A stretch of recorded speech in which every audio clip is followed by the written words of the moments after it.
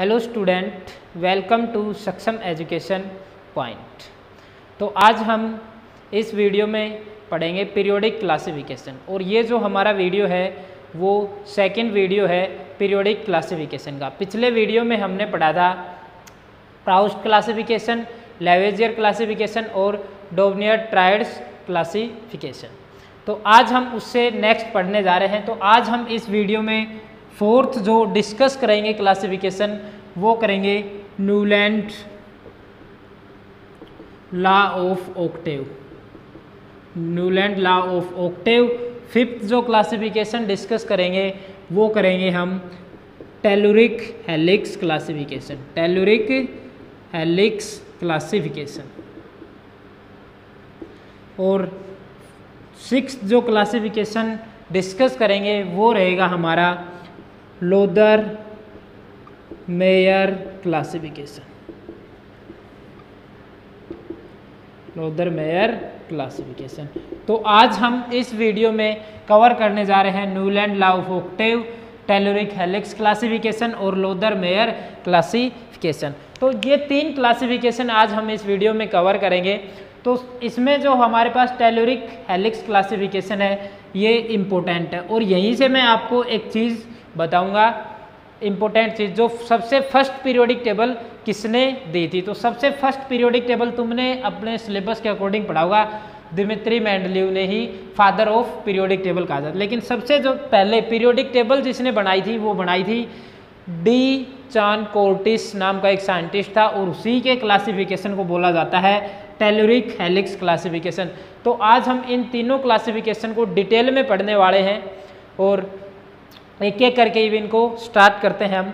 तो चलिए स्टार्ट करते हैं। सबसे पहले जो हमारे को क्लासिफिकेशन पढ़ना है वो है न्यूलैंड लॉ ऑफ ऑक्टेव। तो फर्स्ट जो आज का हमारा क्लासिफिकेशन रहेगा, फोर्थ नंबर, वो रहेगा Newlands law of Octave. Newlands law of Octave classification. अब देखो, इसके नाम से ही न्यूलैंड ने जो क्लासिफिकेशन किया था, ऑक्टेव मतलब कि 8 जो एलिमेंट्स है उनको एक अरेंज किया, मतलब एक ग्रुप के अकॉर्डिंग। तो 8 एलिमेंट्स का एक ग्रुप बनाया, और उसके बाद बताया कि हर जो 8th एलिमेंट होगा उसकी प्रॉपर्टी किससे मैच करेगी, फर्स्ट एलिमेंट से मैच करेगी। देखो हम स्टार्ट कर रहे हैं, आगे पता चलेगा आपको। तो ये जो न्यूलैंड भाई साहब थे, इनको म्यूजिक का बड़ा शौक था, इनको म्यूजिक में इंटरेस्ट था। तो इन्होंने जो अपने एलिमेंट्स को क्लासीफाई किया वो किसके बेस पे किया, जो म्यूजिक नोड्स होती है, म्यूजिकल नोड मतलब कि म्यूजिक के लिए जो टून्स बोलते हैं, धुन जिसको बोलते हैं, उसी के बेस पे इसने अपने एलिमेंट्स को क्लासीफाई किया। जैसे सा रे गा मा पा धा नी, उसी के बेस पे इसने एलिमेंट्स को क्लासीफाई किया था। इनको म्यूजिक का बड़ा शौक था। तो न्यूलैंड लॉ ऑफ ऑक्टेव, ये जो न्यूलैंड साइंटिस्ट थे ये फर्स्ट ऐसे साइंटिस्ट थे जिन्होंने हमारे को ये बताया कि कोई भी एलिमेंट, दुनिया में कोई भी एलिमेंट एग्जिस्ट करता है तो उसकी जो प्रॉपर्टी होती हैं वो किस पे डिपेंड करती हैं, एटॉमिक मास पे डिपेंड करती हैं। सबसे पहले इसी साइंटिस्ट ने हमारे को बताया था कि कोई भी एलिमेंट है उसकी property, all periodic properties depend करेंगी एटॉमिक मास पे। तो एक नंबर का क्वेश्चन पूछा जा सकता है कि सबसे पहले हमारे को कौन से साइंटिस्ट ने ये बताया था कि कोई भी एलिमेंट उसकी पीरियोडिक प्रॉपर्टीज किस एटॉमिक मास पे डिपेंड करती हैं। तो देखो सबसे पहले तो लिखना स्टार्ट करेंगे, आपको मैं साथ के साथ यहाँ नोट्स बनाते रहना, जो मैं यहाँ बोर्ड पे लिखूँ उसको हैंड टू हैंड आप छापते रहना। तो सबसे पहले इसका जो फर्स्ट पॉइंट था वो था, लिखो Newland was the first scientist, Newland was the first scientist who gave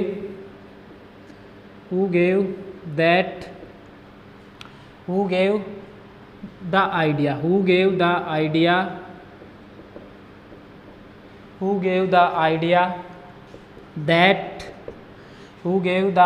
that periodic properties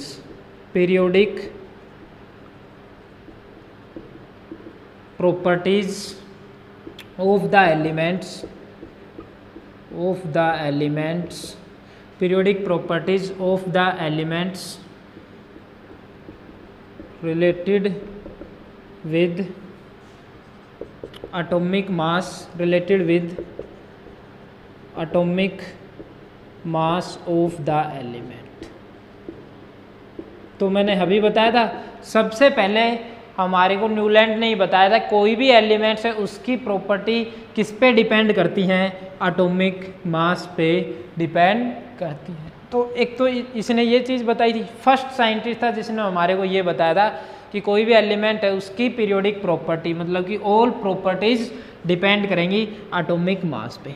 अब सेकंड मैंने बताया था इसको म्यूजिक का बड़ा शौक था, तो इसने अकॉर्डिंग टू न्यूलैंड, अकॉर्डिंग जो अपने इसने क्लासिफिकेशन में जो इसने बताया था वो स्टेटमेंट अब मैं लिखवा रहा। अकॉर्डिंग टू मैंने बताया था इसने क्या क्या था कि ये बताया था कि हर 8th एलिमेंट जो है उसकी प्रॉपर्टी किस, मतलब कि जो फर्स्ट एलिमेंट है उसके जैसी होंगी, मतलब कि उसकी सिमिलर होंगी। तो according to Newland if elements are arranged in increasing order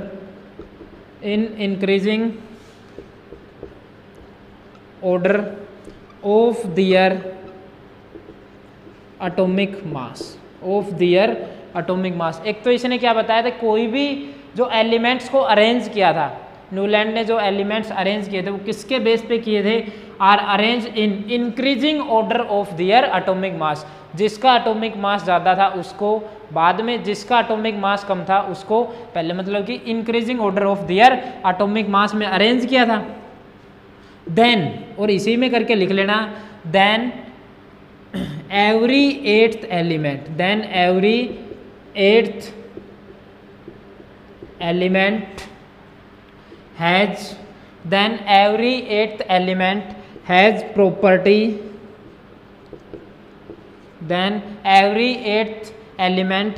property similar to first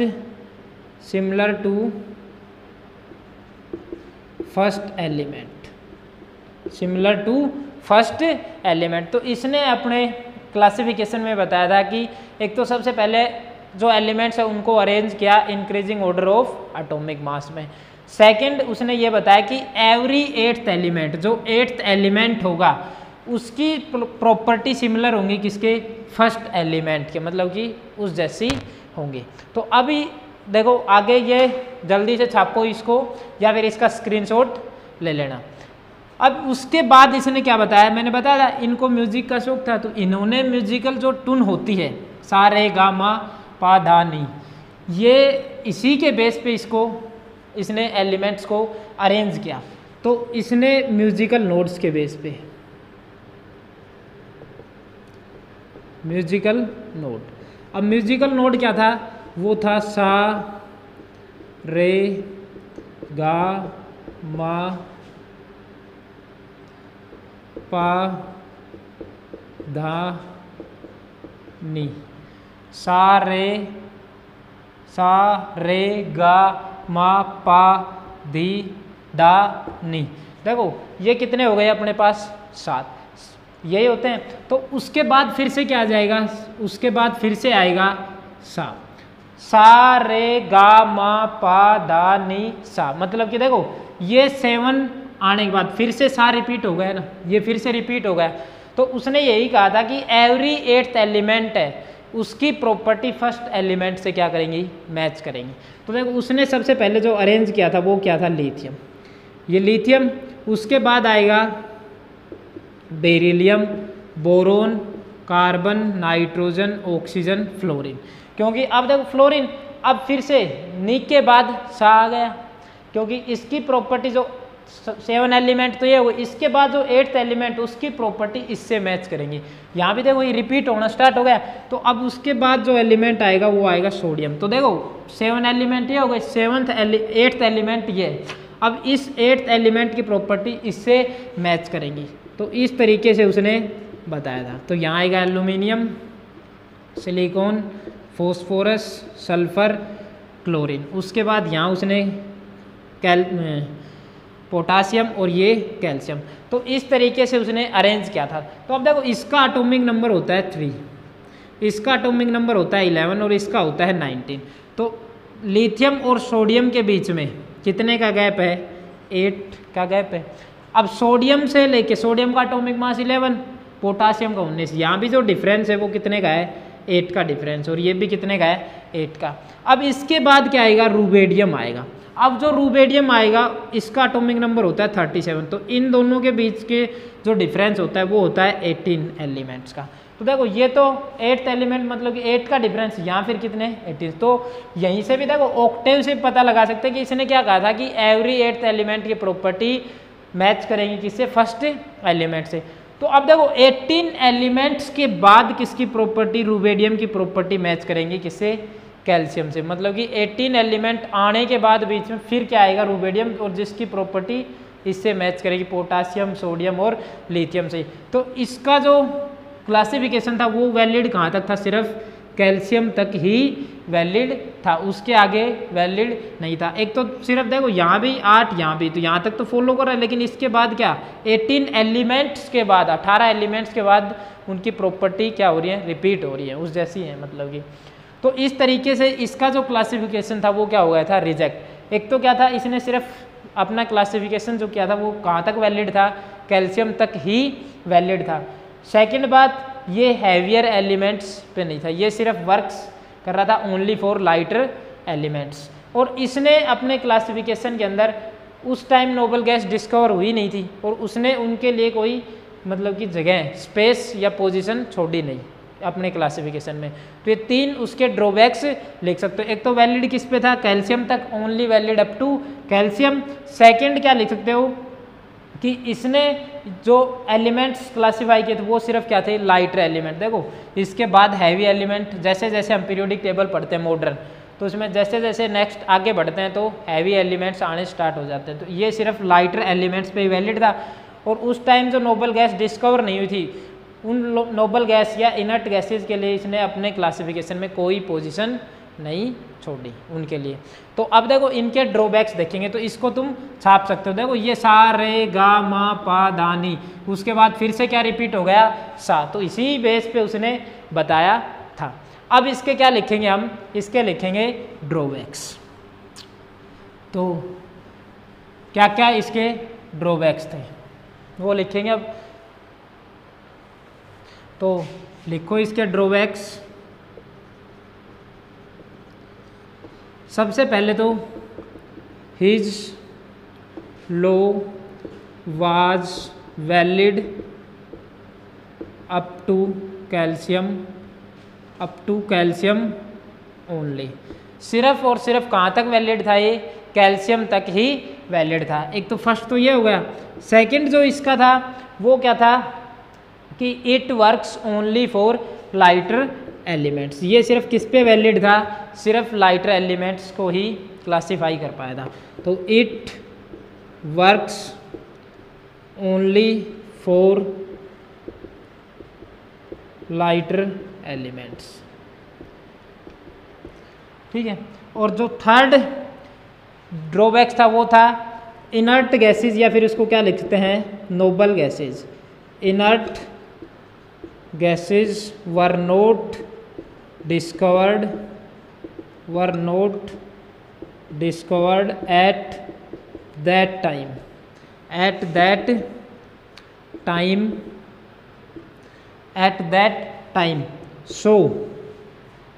So no position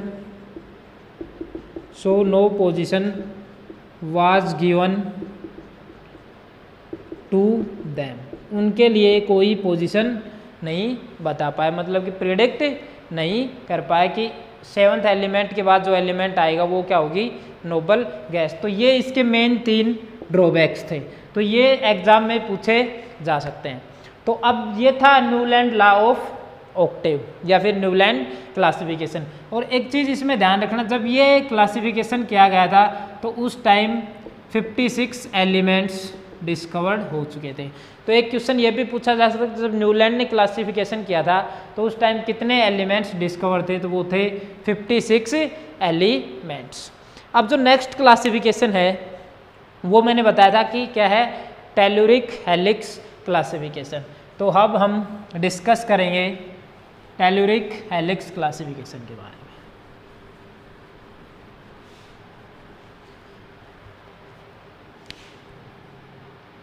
next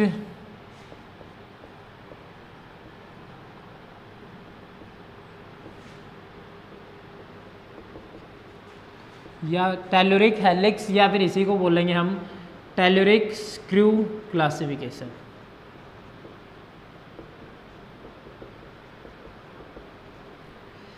तो नेक्स्ट जो हमारा क्लासिफिकेशन है वो है ये टेलुरिक हेलिक्स या फिर स्क्रू क्लासिफिकेशन, इसी को दोनों नाम से जाना जाता है।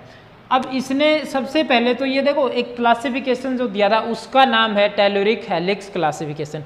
अब ये दिया किसने था, तो ये क्लासिफिकेशन दिया था एक साइंटिस्ट थे ABD चैन कोर्टेस। तो सबसे पहला पॉइंट तो इसके अंदर ये लिखो, it is given by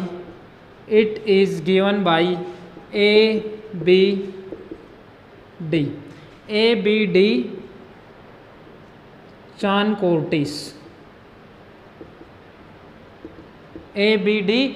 Cortés. जब जो साइंटिस्ट थे ABD चान कोर्टिस, इन्होंने जो अपना क्लासिफिकेशन दिया था उसका नाम था टेलुरिक हेलिक्स या फिर स्क्रू क्लासिफिकेशन। जैसे DNA में हम डबल हेलिक्स स्ट्रक्चर पढ़ते हैं उसी तरीके से इन्होंने अपने क्लासिफिकेशन किया था एलिमेंट्स का, और सबसे पहले इन्होंने ही पीरियोडिक टेबल फॉर्म की थी। अब तक तो जो साइंटिस्ट आ रहे थे, कोई तो मेटल नॉन मेटलॉइड्स के बारे में क्लासीफाई कर रहा है, कोई हाइड्रोजन एटम से बता रहा था कि उसकी प्रॉपर्टी हाइड्रोजन जैसी होंगी, प्राउस्ट ने बताया था। उसके बाद जैसे डोबनियर ट्राइड्स ने क्या बनाया था, 3 एलिमेंट्स का ग्रुप बनाया था।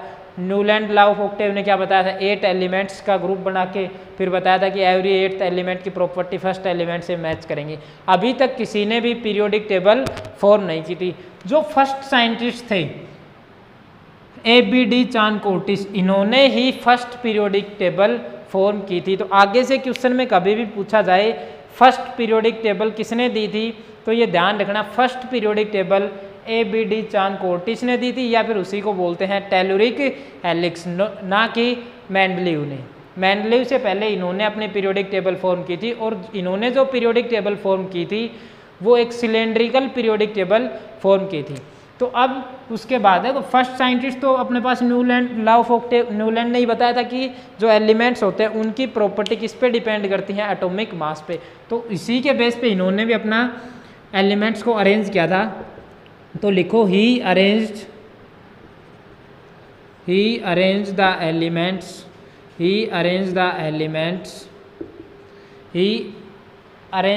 Elements in increasing order of their atomic mass। तो इसने जो अपना एलिमेंट्स को अरेंज किया था वो किसके बेस पे किया था, इसने भी एटॉमिक मास के बेस पे ही अरेंज किया था। अब इसने जो पीरियोडिक टेबल फॉर्म की थी वो कैसी थी, सिलेंड्रिकल। तो इसमें लिख सकते हैं he made a cylindrical periodic table of elements to display their properties,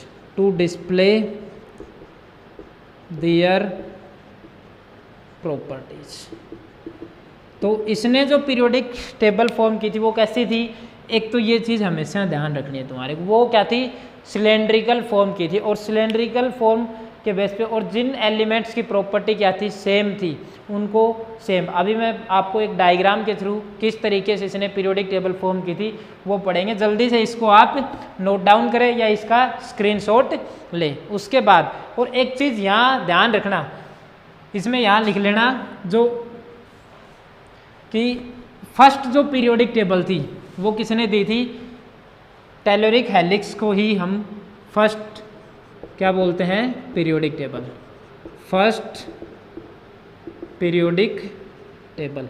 तो यही हमारे पास क्या थी, फर्स्ट पीरियोडिक टेबल थी, ना कि मेंडलीव की पीरियोडिक टेबल को फर्स्ट जो पीरियोडिक टेबल बनाई थी वो किसने बनाई थी, हेलिक्स मतलब कि डी चान कोर्टेस ने। तो इसने क्या किया था, जो एलिमेंट्स को तो एक सिलेंड्रिकल फॉर्म में अरेंज किया था। तो वो किस तरीके से थी, देखो उसने एक सिलेंड्रिकल अरेंजमेंट किया था। और देखो ये कोई भी एक सिलेंडर है, इसके अंदर उन्होंने क्या किया कि 16 वर्टिकल लाइन फॉर्म की।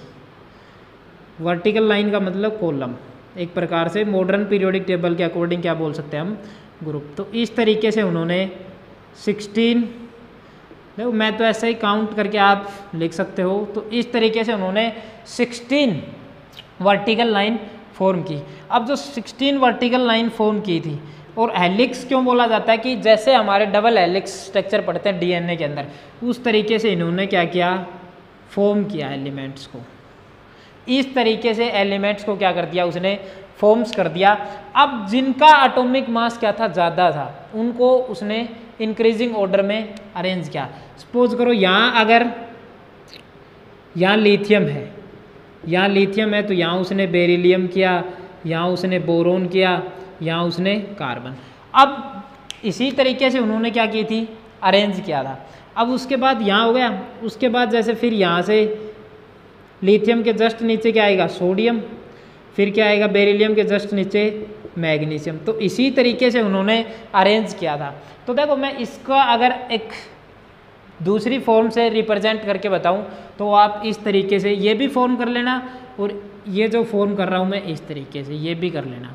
तो यहाँ इस तरीके से इन्होंने क्या किया था, वर्टिकल लाइन फॉर्म की 16, क्योंकि इन्होंने ये बताया था कि 16 एलिमेंट, 16 मतलब कि 16 एलिमेंट्स के बाद जो एलिमेंट आएगा उसकी प्रॉपर्टी उससे क्या करेंगी, मैच।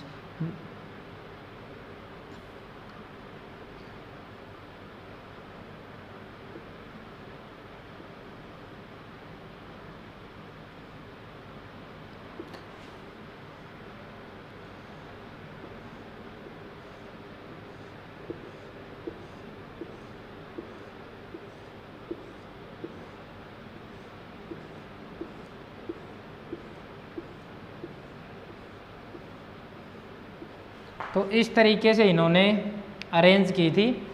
अब देखो यहाँ मैं दिखा रहा हूँ, तो उन्होंने जो एलिमेंट्स अरेंज किया था, तो सबसे पहले तो यहाँ सपोज करो यहाँ क्या है, लिथियम है, ठीक है। यहाँ जो लिथियम लिया उन्होंने उसके इंक्रीजिंग ऑर्डर में अरेंज किया था। तो यहाँ उन्होंने अरेंज किया बेरिलियम, और उसके बाद यहाँ से उन्होंने ले लिया बेरिलियम के बाद बोरोन, और यहाँ ले लिया कार्बन। तो इस तरीके से उन्होंने एलिमेंट्स को इंक्रीजिंग ऑर्डर में अरेंज किया। उसके बाद देखो जो अरेंज किया, यहाँ उन्होंने ले लिया ऑक्सीजन, यहाँ ऑक्सीजन प्रेजेंट है, तो यहाँ लिथियम और सोडियम की क्या होती हैं, प्रॉपर्टीज सेम होती हैं। तो यहाँ उन्होंने अरेंज किया सोडियम, और इसके जस्ट नीचे क्या अरेंज किया, मैग्नीशियम। और यहाँ जो उन्होंने अरेंज किया, बोरोन के नीचे क्या आता है, एल्यूमिनियम, और कार्बन के जस्ट नीचे क्या आता है, यहाँ सिलिकॉन।